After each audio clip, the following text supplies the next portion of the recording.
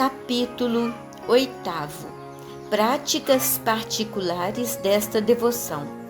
Artigo 1º. Práticas exteriores. 226. Embora o essencial desta devoção consista no interior, não deixa de compreender várias práticas exteriores que não se devem negligenciar. É preciso fazer estas coisas, mas sem omitir aquelas. Mateus 23:23. A razão disto esclarece-se, quer porque as práticas exteriores bem feitas ajudam as exteriores, quer porque lembram ao homem que sempre se guia pelos sentidos o que está fazendo ou o que deve fazer. Também podem edificar os que as veem, o que não sucede com as puramente interiores. Portanto, que nenhum mundano critique, nem aqui meta o nariz para dizer que a verdadeira devoção reside no coração, que é preciso evitar as exterioridades, que pode haver nisso vaidade, que é preciso ocultar a devoção, etc. Respondo-lhes com o meu mestre, que os homens vejam as vossas boas obras e glorifiquem o vosso Pai que está nos céus. Mateus 5:16. Não que se devem fazer as ações e devoções exteriores, como diz São Gregório, para agradar aos homens e tirar daí algum motivo de louvor, pois isso seria vaidade. Mas, por vezes, fazem-se diante dos homens com o fim de agradar a Deus e de, por este meio, o fazer glorificar, sem a preocupação do desprezo ou louvor dos homens. Mencionarei apenas, em resumo, algumas práticas exteriores, a que chamo exteriores, não porque sejam feitas sem o interior, mas porque têm qualquer coisa de exterior que as distingue das que são puramente interiores. 1. Consagração depois dos exercícios preparatórios. 227. Primeira prática. Esta devoção particular da entrega total não está erigida em confraria, embora isso fosse de desejar, atualmente já está. Ora, aqueles e aquelas que quiserem seguir esta devoção, primeiro empregarão pelos menos 12 dias a esvaziar-se do espírito do mundo, contrário ao de Jesus Cristo, conforme já disse na primeira parte desta preparação para o reino de Jesus Cristo. Depois, empregarão 3 semanas em encher-se de Jesus Cristo por meio da Santíssima Virgem. Eis a ordem que se pode observar. 228. Durante a primeira semana, aplicarão todas as suas orações e atos de piedade para pedir o conhecimento de si mesmos e a contrição de seus pecados. Farão tudo em espírito de humildade. Para isso, poderão, se quiserem, meditar no que eu disse sobre o nosso fundo mal, número 78 e 79, e considerar-se durante os dias dessa semana como caracóis, lesmas, sapos, porcos, serpentes, bodes. Ou meditem estas 3 palavras de São Bernardo: pensa no que foste, um pouco de lama, no que és, um vaso de estrume, e no que serás, alimento de vermes. Pedirão a Nosso Senhor e ao Divino Espírito Santo que os esclareça, repetindo as palavras: Senhor, que eu veja, Lucas 18:41, ou que eu me conheça, ou vinde Espírito Santo. Rezarão todos os dias a ladainha do Espírito Santo e a oração que se lhe segue. Recorrerão à Santíssima Virgem, pedindo-lhe esta grande graça, que deve ser o fundamento de todas as outras.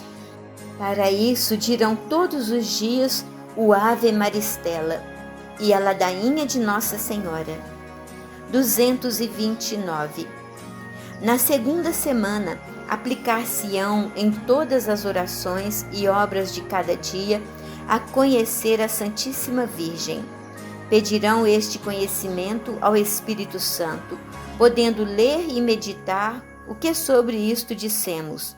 Rezarão, como na primeira semana, a ladainha do Espírito Santo e o Ave Maristela, ajuntando um rosário cada dia, ou seja, menos um terço, por esta intenção. 230. Empregarão a terceira semana em conhecer Jesus Cristo. Poderão ler e meditar o que a este respeito dissemos, e ler a oração de Santo Agostinho, que vem no princípio desta segunda parte, número 67. Poderão dizer e repetir, com o mesmo santo, 1000 vezes ao dia: Senhor, que eu vos conheça.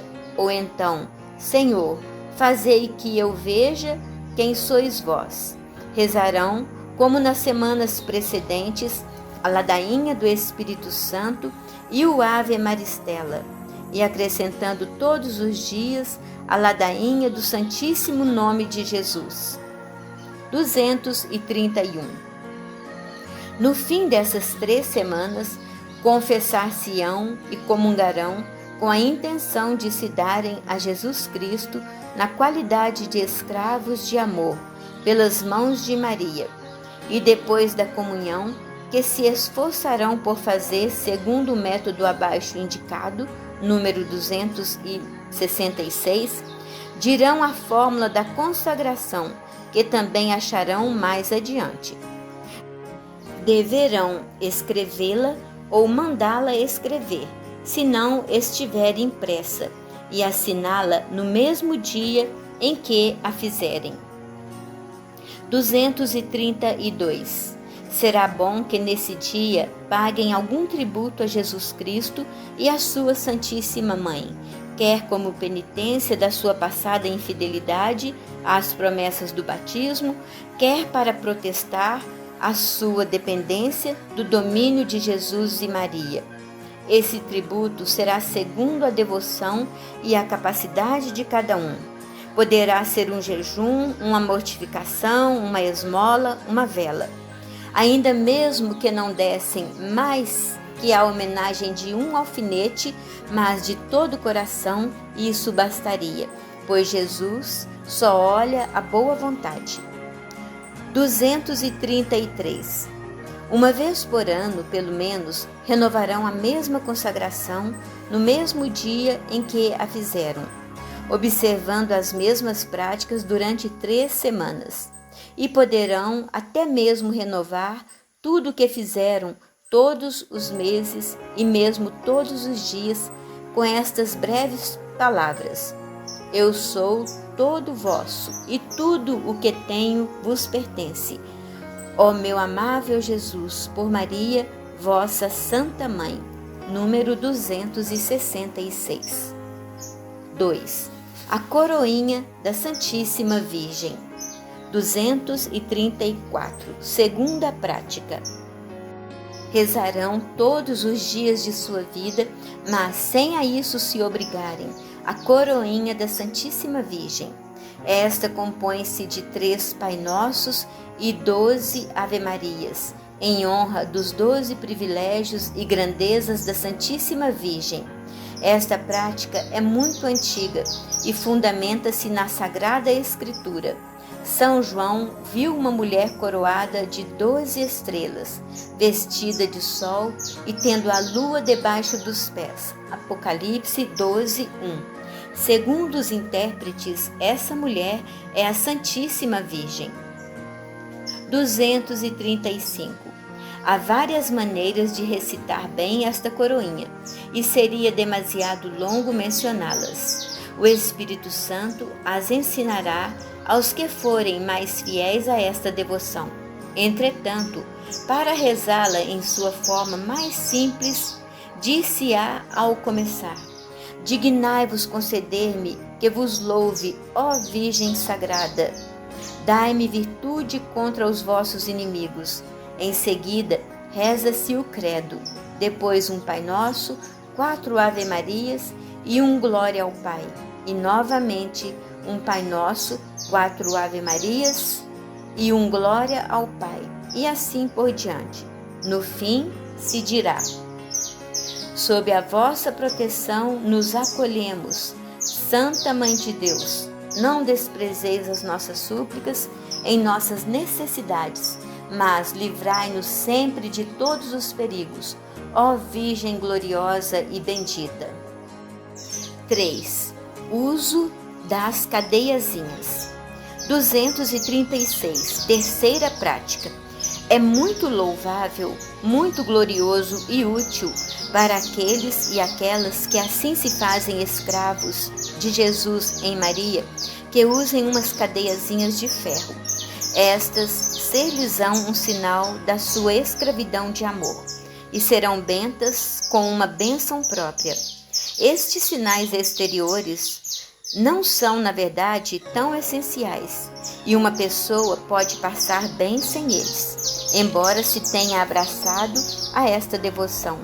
Mas os escravos de amor sacudiram as cadeias vergonhosas da escravidão do demônio, a que o pecado original e também os pecados atuais os tinham reduzido.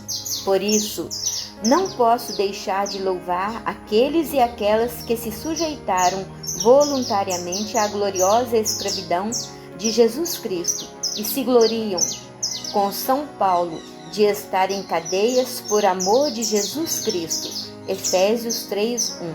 Estas cadeias são 1000 vezes mais preciosas, embora de ferro e sem brilho algum, que todos os colares de ouro dos imperadores.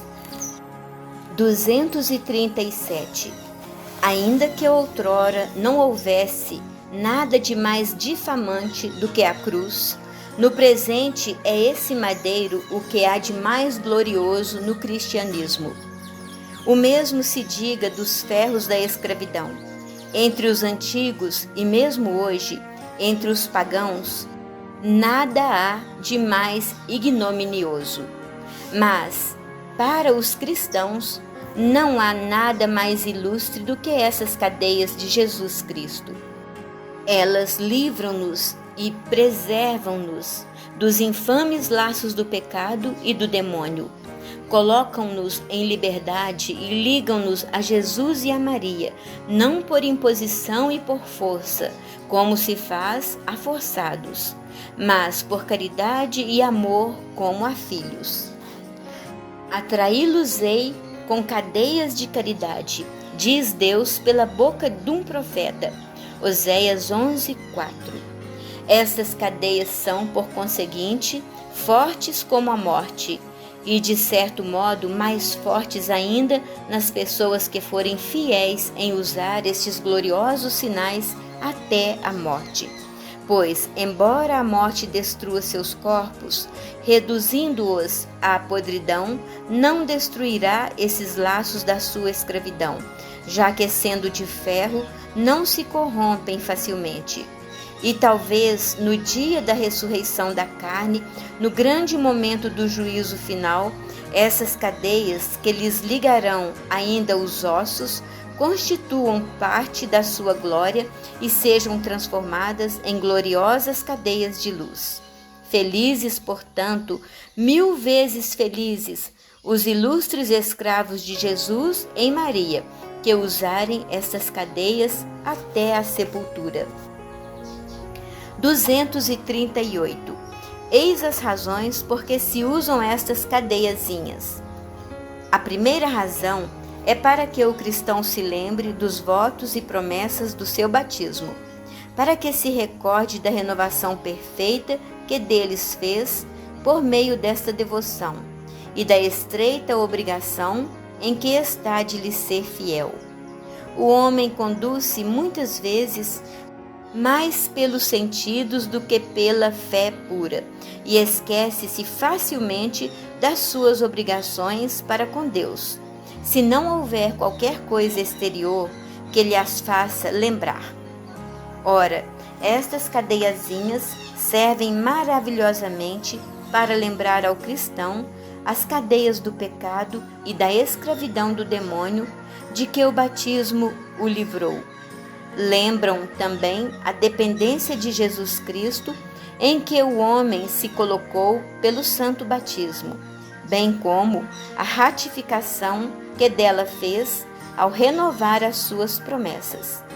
Uma das razões por que tão poucos cristãos pensam nas promessas do seu santo batismo e vivem tão livremente como se nada tivessem prometido a Deus, como os pagãos, é que não trazem nenhum sinal exterior que os faça lembrar disso. 239.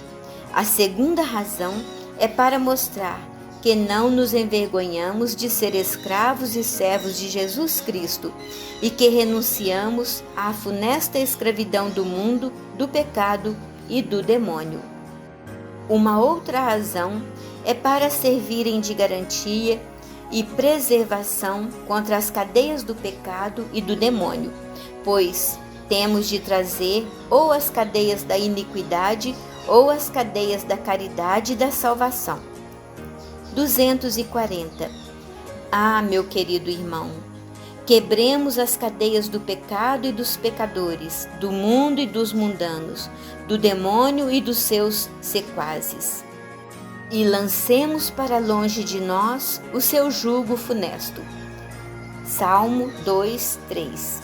Para me servir das palavras do Espírito Santo, ponhamos os pés nos seus gloriosos ferros e os pescoços nos seus grilhões.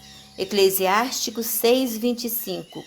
Curvando os ombros, levemos a sabedoria, que é Jesus Cristo, sem aborrecermos as suas cadeias.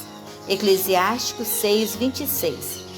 Note-se que antes de dizer estas palavras, o Espírito Santo vai preparando a alma para que não venha a rejeitar este importante conselho. Eis as suas palavras: ouve, meu filho, e recebe um conselho de sabedoria, e não rejeiteis o meu conselho. Eclesiástico 6:24. 241. Permite-me, meu querido amigo, que eu me una ao Espírito Santo para te dar o mesmo conselho. As suas cadeias são cadeias de salvação. Eclesiástico 6:31. Jesus Cristo, do alto da cruz, deve atrair tudo a si, livre ou forçadamente. Ele atrairá os réprobos com as cadeias de seus pecados, a fim de os acorrentar, como forçados e demônios, à sua ira eterna e à sua justiça vingadora. Mas atrairá particularmente nestes últimos tempos os predestinados com cadeias de caridade. Atrairei tudo a mim. João 12:32. Hei de atraí-los com cadeias e vínculos de caridade. Oséias 11:4. 242. Estes escravos de amor de Jesus Cristo, estes prisioneiros de Jesus Cristo, podem usar as cadeias ao pescoço, nos braços, à cintura ou nos pés. O padre Vicente Carrafa, sétimo geral da Companhia de Jesus, que faleceu em odor de santidade em 1643, trazia uma argola de ferro nos pés como sinal de sua servidão e dizia que lamentava não poder arrastar publicamente as suas cadeias. A Madre Inês de Jesus, de quem já falamos, usava uma corrente de ferro em volta da cintura. Alguns outros usaram-na ao pescoço como penitência pelos colares de pérolas que tinham trazido no mundo. Outros ainda usaram-na nos braços para se lembrarem nos seus trabalhos manuais de que eram escravos de Jesus Cristo. 4. Culto especial ao mistério da encarnação.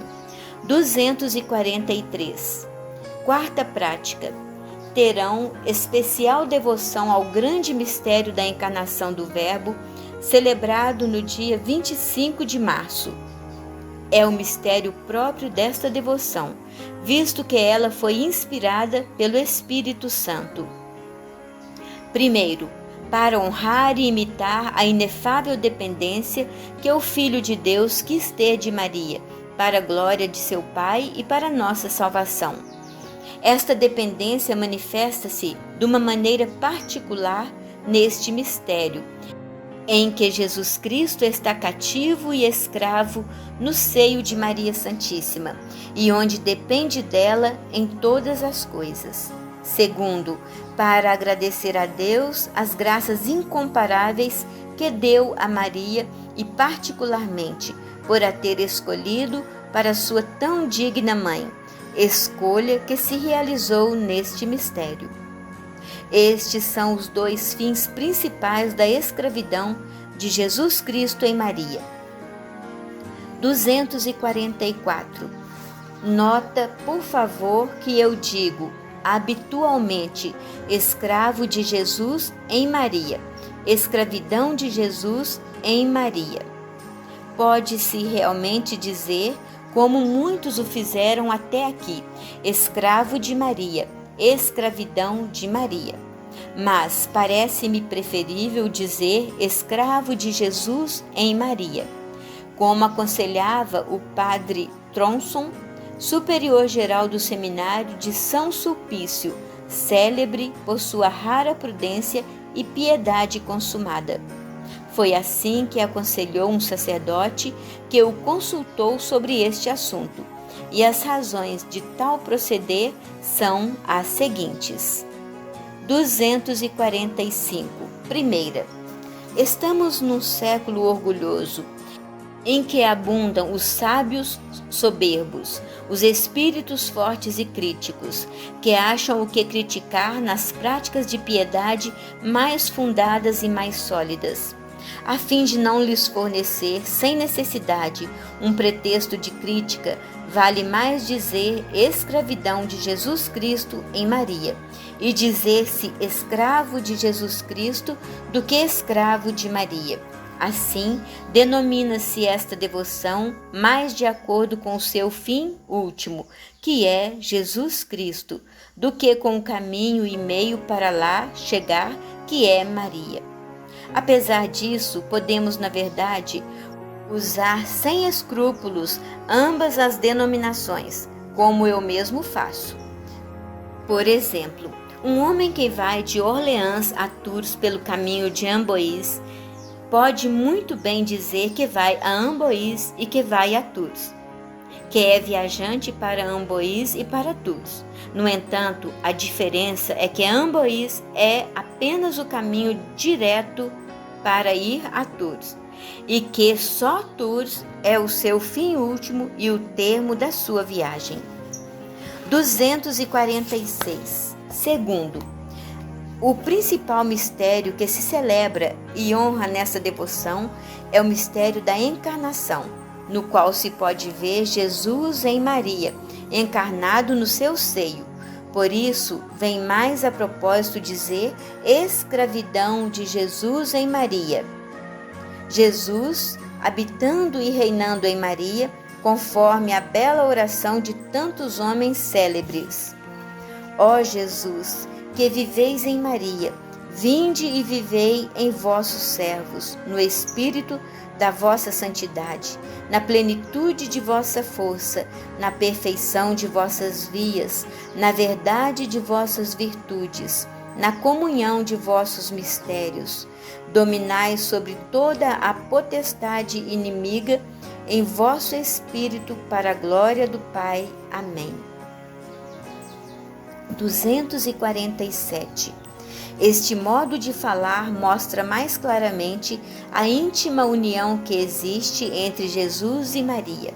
Estão unidos tão intimamente que um está todo no outro, Jesus todo em Maria e Maria toda em Jesus. Ou antes, ela já não existe, é Jesus que é tudo nela. Seria mais fácil separar do sol a sua luz que Maria de Jesus, pelo que se pode chamar a Nosso Senhor Jesus de Maria e a Santíssima Virgem Maria de Jesus. 248. O tempo não permite deter-me aqui para explicar as excelências e grandezas deste mistério de Jesus vivendo e reinando em Maria, ou da encarnação do Verbo. Por isso, contento-me com dizer em 2 palavras que este é o primeiro dos mistérios de Jesus Cristo, o mais oculto, o mais elevado e o menos conhecido. Foi neste mistério que Jesus escolheu todos os eleitos com a colaboração de Maria, escondido no seu seio, que por isso é chamado pelos santos de a sala dos segredos divinos. Foi neste mistério que Jesus operou todos os mistérios que depois se seguiram na sua vida, pela aceitação que deles fez. Jesus, entrando no mundo, disse: Eis que venho para fazer a tua vontade, ó Deus. Hebreus 10, 5-9. Por conseguinte, este mistério é um resumo de todos os outros, encerra a vontade e a graça de todos. Finalmente, é o trono da misericórdia, da liberalidade e da glória de Deus. Trono da misericórdia para nós, pois só podemos nos aproximar de Jesus por meio de Maria, bem como só podemos vê-lo e falar-lhe por intermédio de Maria. Jesus, que atende sempre à sua querida mãe, concede neste mistério sua graça e misericórdia aos pobres pecadores. Vamos, pois, com confiança ao trono da graça. Hebreus 4,16. É ainda o trono da sua liberalidade para com Maria, pois, enquanto o novo Adão permaneceu neste verdadeiro paraíso terrestre, operou tantas maravilhas escondidas que nem os anjos nem os homens as podem compreender. É por isso que os santos chamam Maria de a magnificência de Deus, como se Deus só em Maria fosse magnífico. Isaías 33, 21. É também o trono da sua glória para o Pai Celeste, pois foi em Maria que Jesus Cristo aplacou perfeitamente seu Pai, irritado com os homens.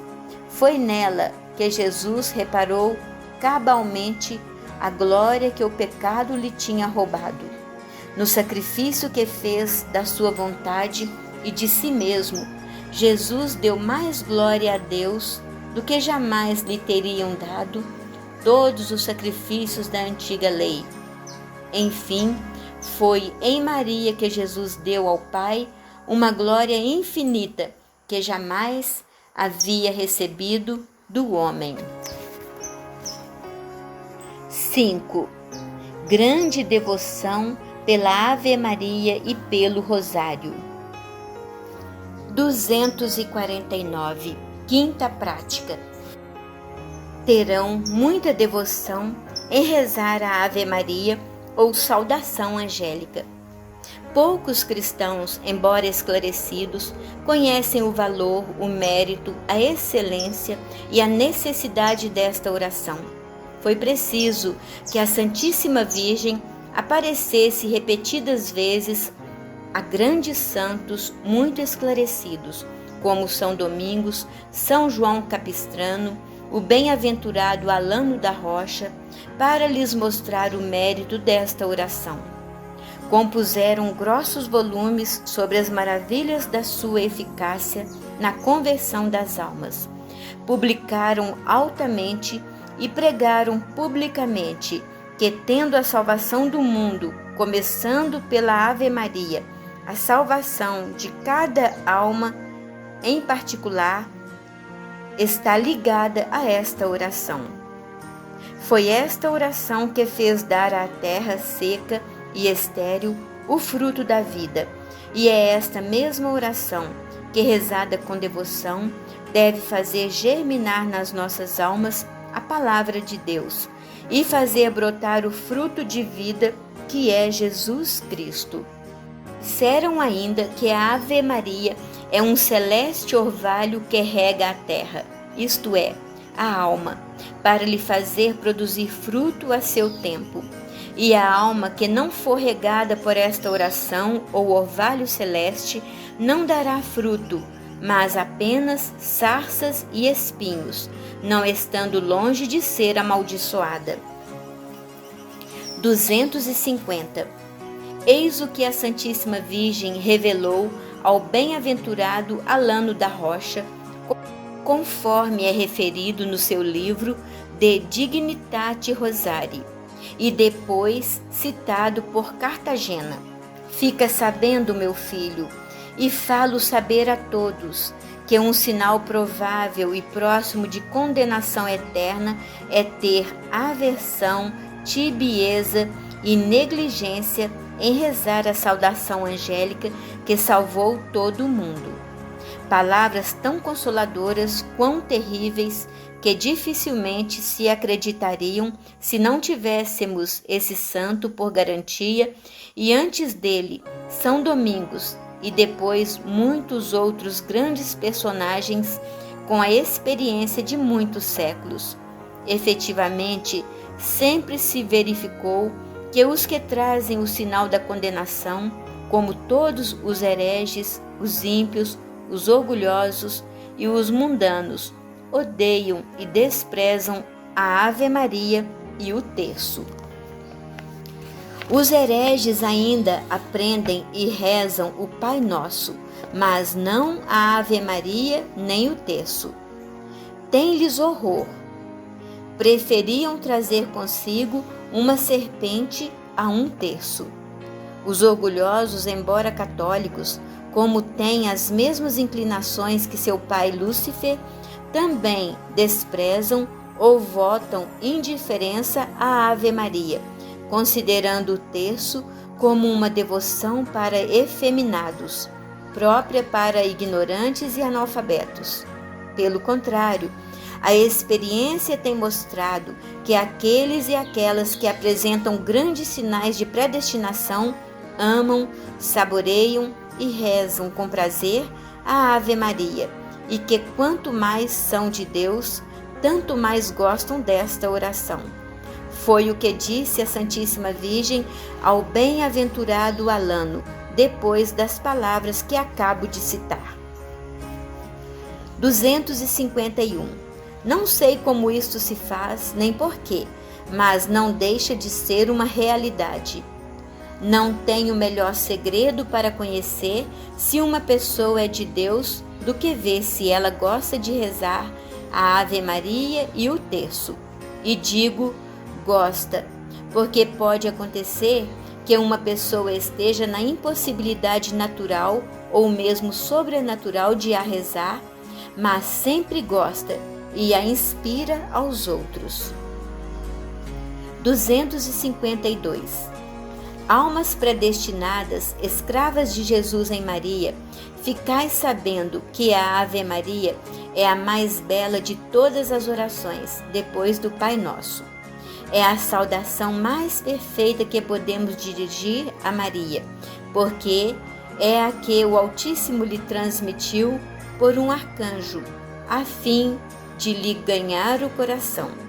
E foi tão poderosa pelos encantos secretos de que está cheia, que Maria consentiu na encarnação do Verbo, apesar da sua profunda humildade. Será também por meio desta saudação que lhe ganharemos infalivelmente o coração, se a dissermos como convém. 253.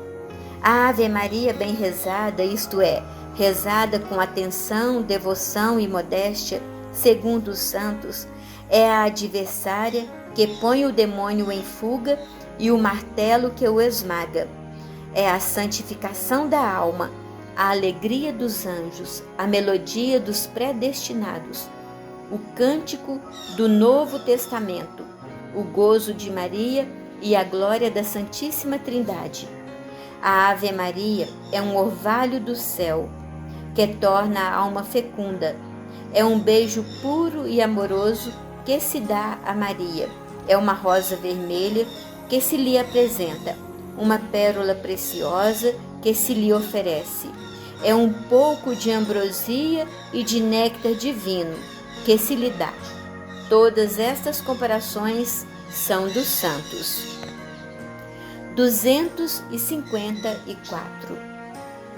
Peço-te instantemente, pelo amor que te tenho em Jesus e Maria, que não te contentes com rezar a coroinha de Nossa Senhora, mas que rezes o terço cada dia, e mesmo se tiveres tempo, o rosário cotidiano.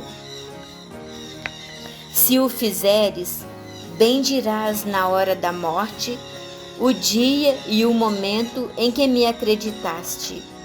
Depois de teres semeado nas bênçãos de Jesus e Maria, recolherás bênçãos eternas no céu. Aquele que semeia nas bênçãos, bênçãos recolherá também. 2 Coríntios 9, 6. 4. O Magnífica.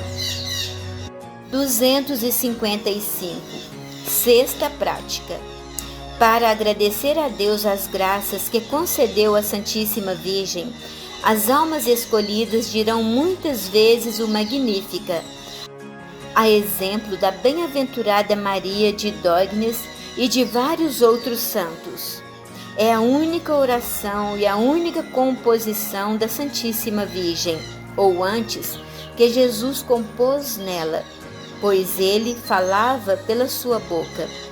Este é o maior sacrifício de louvor que Deus recebeu na lei da graça. Por um lado, é o mais humilde e reconhecido. Por outro, o mais sublime e elevado de todos os cânticos. Há nele mistérios tão grandes e escondidos que os anjos o ignoram. Gerson, doutor muito piedoso e sábio, gastou uma parte da vida a compor tratados, plenos de erudição e piedade, sobre os mais difíceis temas, mas foi só depois, no fim da vida, que empreendeu a tremer a explicação do Magnífica, para assim coroar todas as suas obras. Diz-nos, num volume in fólio, que sobre ele compôs coisas admiráveis do belo e divino cântico. Entre outras coisas, ele diz que a própria Santíssima Virgem o recitava muitas vezes, particularmente depois da Sagrada Comunhão, em ação de graças. O erudito Benzônio, explicando também o Magnífica, conta muitos milagres operados pela sua virtude.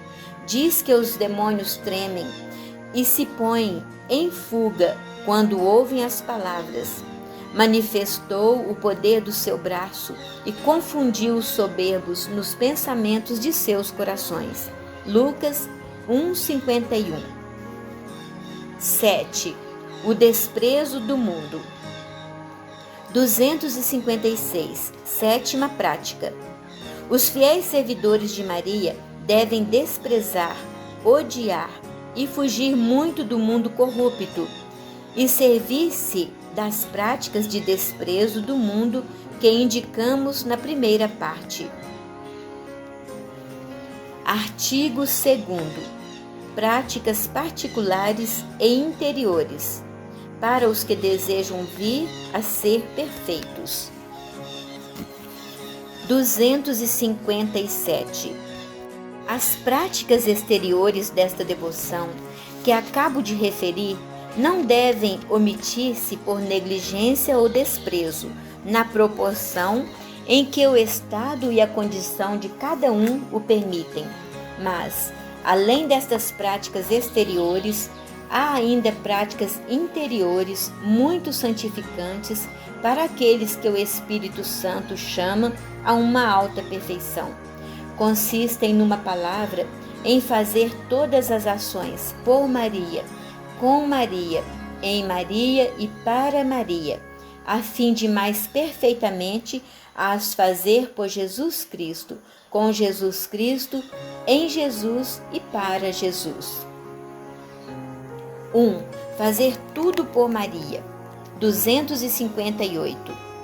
É necessário fazer todas as ações por meio de Maria, o que equivale a dizer que devemos obedecer em tudo à Santíssima Virgem e conduzir-nos em tudo pelo seu Espírito, que é o Espírito Santo de Deus. Aqueles que são conduzidos pelo Espírito de Deus são filhos de Deus. Romanos 8,14. Aqueles que são conduzidos pelo Espírito de Maria são filhos de Maria e, por conseguinte, filhos de Deus, como já mostramos, número 29 e 30. E entre tantos devotos da Santíssima Virgem, os devotos verdadeiros e fiéis são somente aqueles que se deixam conduzir pelo seu Espírito. Eu disse que o Espírito de Maria era o Espírito de Deus, porque ela nunca se conduziu pelo seu próprio Espírito, mas sempre pelo de Deus, o qual dela tomou posse, de tal modo que passou a ser o seu próprio Espírito. É por isso que Santo Ambrósio diz que a alma de Maria esteja em cada um para glorificar o Senhor, que o Espírito de Maria esteja em cada um para se alegrar em Deus. Como é feliz uma alma quando, a exemplo de um bom irmão jesuíta chamado Rodrigues, e falecido em odor de santidade, ela é toda governada e possuída pelo Espírito de Maria, que é um Espírito suave e forte, zeloso e prudente, humilde, corajoso, puro e fecundo. 259. A fim de que uma alma se deixe conduzir por este Espírito de Maria, é preciso, primeiro, renunciar ao seu próprio espírito, às suas próprias luzes e vontades antes de fazer qualquer coisa. Por exemplo, antes de fazer oração, de celebrar ou assistir à Santa Missa, antes de comungar, etc. Porque as trevas do nosso espírito próprio e a malícia da nossa vontade e obras poriam obstáculo ao Santo Espírito de Maria, se as seguíssemos, embora nos parecessem boas. Segundo, entregar-se ao Espírito de Maria para ser movida e conduzida do modo que ela quiser. Temos de nos pôr e nos abandonar nas suas mãos virginais, como um instrumento nas mãos do artífice, como uma cítara nas mãos de um bom músico. É preciso perder-se e entregar-se a ela, como uma pedra que se atira ao mar, o que se faz tão simplesmente num instante, por um olhar do espírito, um pequeno movimento da vontade, ou verbalmente dizendo, por exemplo: renuncio a mim mesmo e dou-me a vós, ó minha querida mãe. E ainda que não se experimente qualquer doçura sensível neste ato de união, ele não deixa de ser verdadeiro, assim como se alguém dissesse: o que Deus não permita, dou-me ao demônio. Se o dissesse com sinceridade, embora sem qualquer mudança sensível, não seria menos realmente do demônio. Terceiro, renovar este mesmo ato de oferecimento e de união de tempos a tempos, durante a ação ou depois dela. Quanto mais o repetir, tanto mais depressa a alma se santificará e mais depressa chegará à união com Jesus Cristo, pois esta segue-se sempre à união com Maria, visto o Espírito de Maria ser o de Jesus. 2. Fazer tudo com Maria. 260. É necessário fazer todas as ações com Maria. Para isso, devemos pôr os olhos nela, em todas as nossas ações, como no modelo acabado de toda a virtude e perfeição. É um modelo formado pelo Espírito Santo numa simples criatura, para nós o imitarmos, na medida das nossas limitadas forças. É preciso, portanto, que consideremos em cada ação o modo com o qual Maria a fez ou faria se estivesse no nosso lugar.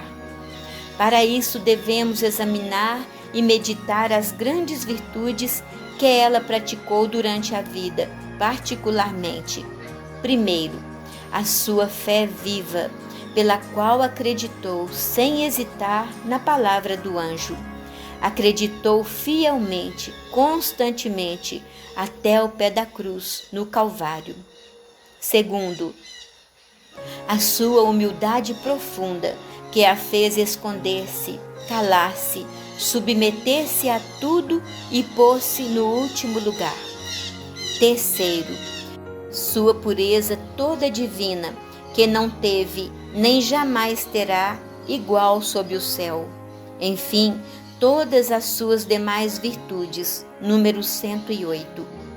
Lembremo-nos, torno a repetir, que Maria é a grande e a única forma de Deus. Número 218, 221. Própria para formar imagens de Deus, facilmente e em pouco tempo. Uma alma que achou deveras esta forma e nela se perdeu, em breve se transformará em Jesus Cristo, que este molde representa ao natural. 3. Fazer tudo em Maria. 261. É necessário fazer todas as ações em Maria. Para bem compreender esta prática, é preciso saber que a Santíssima Virgem é o verdadeiro paraíso terrestre do novo Adão, e que o antigo paraíso não era mais que a sua imagem. Pois há neste paraíso terrestre riquezas, belezas, raridades e doçuras inexplicáveis, que o novo Adão, Jesus Cristo, aí deixou. Neste paraíso, ele achou as suas delícias durante 9 meses, operou as suas maravilhas e ostentou as suas riquezas com a magnificência de um Deus. Este lugar santo não é composto senão de uma terra virgem e imaculada, da qual foi formado e se alimentou o novo Adão, sem qualquer nódoa ou mancha, pela operação do Espírito Santo que aí habita. É neste paraíso terrestre que está verdadeiramente a árvore da vida, que produziu Jesus Cristo, o fruto da vida. A árvore da ciência, do bem e do mal, que deu a luz ao mundo. Há neste lugar divino árvores plantadas pela mão de Deus e regadas com a sua unção divina, que produziram e produzem ainda, cada dia, frutos de um sabor divino.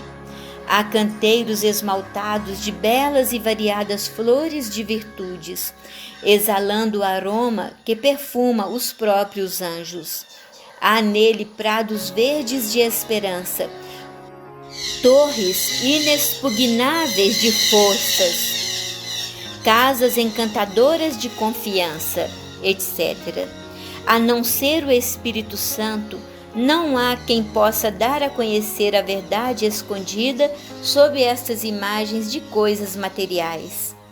Respira-se neste lugar o ar puro e incontaminado de pureza.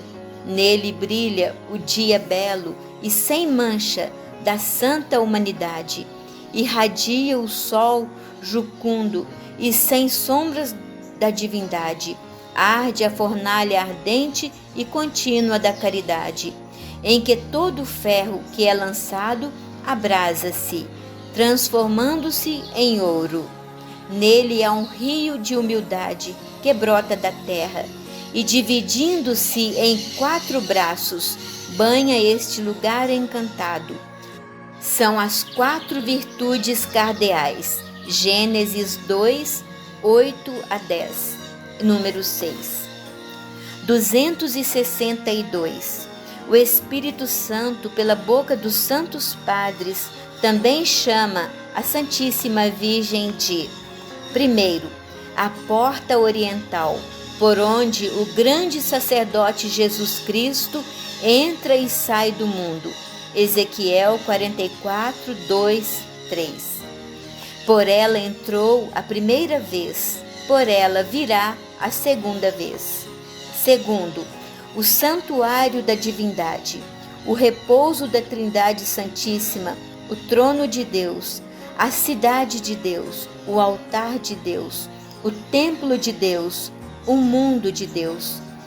Todos estes diferentes epítetos e louvores são muito verdadeiros, atendendo às diversas maravilhas e graças que o Altíssimo operou em Maria. Oh, que riquezas! Oh, que glória! Oh, que prazer! Oh, que felicidade poder entrar e permanecer em Maria, onde o Altíssimo colocou o trono da sua glória suprema. 263.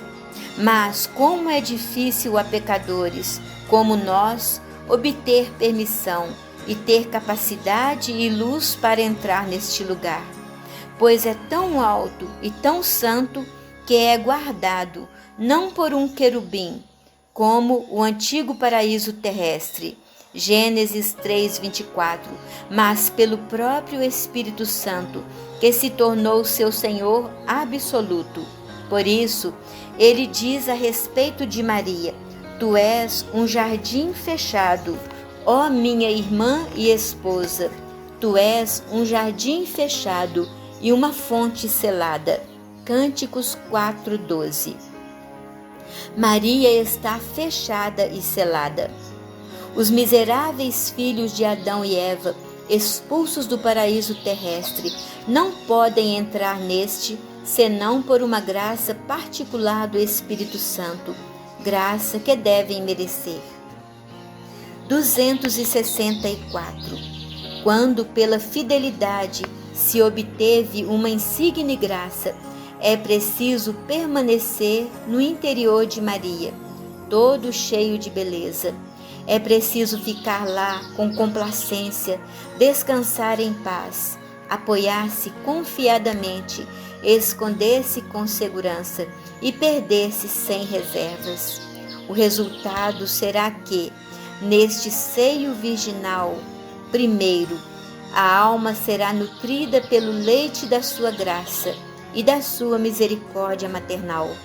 Segundo, será libertada das suas perturbações, temores e escrúpulos. Terceiro, estará em segurança contra todos os seus inimigos, o demônio, o mundo e o pecado, que nela jamais entraram. Por isso, Maria diz: os que em mim operam não pecarão. Eclesiástico 24:30. Isto é, os que em espírito permanecem na Santíssima Virgem não cometerão pecados consideráveis. Quarto, será formada em Jesus Cristo e Jesus Cristo nela, pois o seio de Maria é, como dizem os santos padres, a sala dos sacramentos divinos, número 248, onde Jesus Cristo e todos os eleitos foram formados. Um homem nasceu dela. Salmo 86, 5, número 32. 4. Fazer tudo para Maria. 265. Finalmente, fazer todas as ações para Maria, pois, visto que nos entregamos totalmente ao seu serviço, é justo que façamos tudo por ela, como um criado, um servo, um escravo. Não que a tomemos como fim último dos nossos serviços, pois só Jesus Cristo o é, mas tomamo-la como fim próximo, como meio misterioso e fácil para ir a Ele. Como bons servos e escravos, não devemos ficar ociosos, mas é preciso que, apoiados na sua proteção, empreendamos e realizemos grandes coisas para esta augusta soberana. É preciso defender os seus privilégios quando lhes disputam e sustentar a sua glória quando a atacam. É preciso atrair todo mundo, se for possível, ao seu serviço e a esta verdadeira e sólida devoção. É preciso falar e clamar contra os que abusam da sua devoção para ultrajar seu filho e, ao mesmo tempo, estabelecer esta verdadeira devoção. É preciso pretender apenas, como recompensa destes pequenos serviços, a honra de pertencer a tão amável princesa, a felicidade de sermos por ela unidos a Jesus, seu Filho, como um laço indissolúvel no tempo e na eternidade.